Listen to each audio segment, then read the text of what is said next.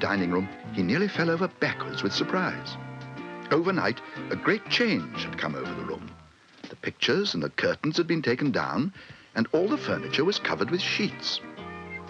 In fact, the only thing left was a large cardboard box by the fireplace.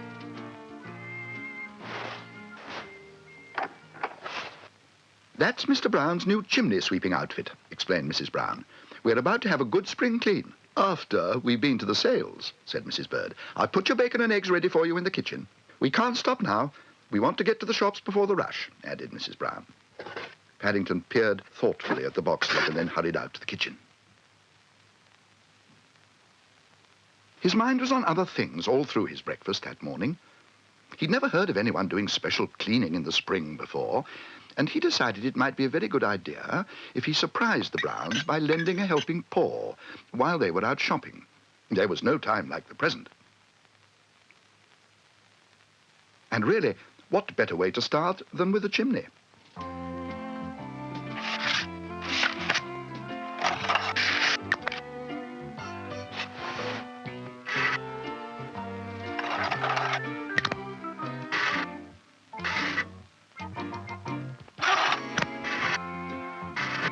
The brush went up very quickly indeed.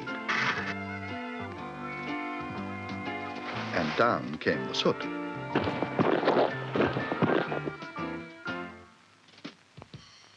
Paddington decided not to take any chances.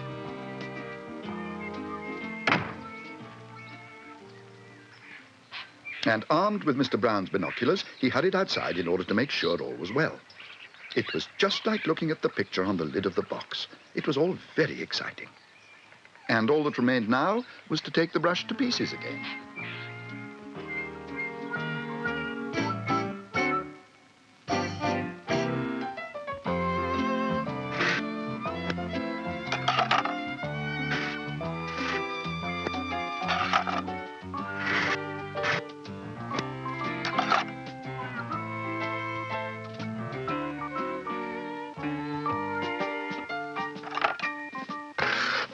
It wasn't until he got to the end that he spotted a warning notice inside the box lid.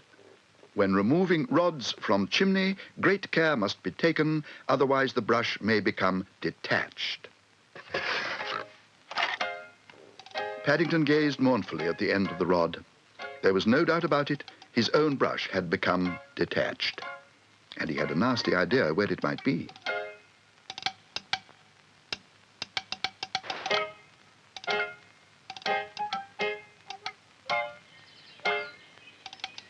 There was only one thing for it.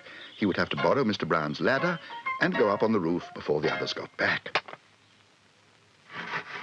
"Jackdaws," said Mr. Briggs, the builder. "You got a jackdaw's nest in your chimney. You can hear 'em coughing." "Coughing?"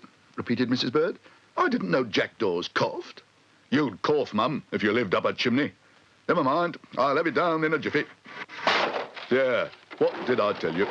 "That's not a nest," said Mrs. Bird. "It's Mr. Brown's brush." "Paddington!"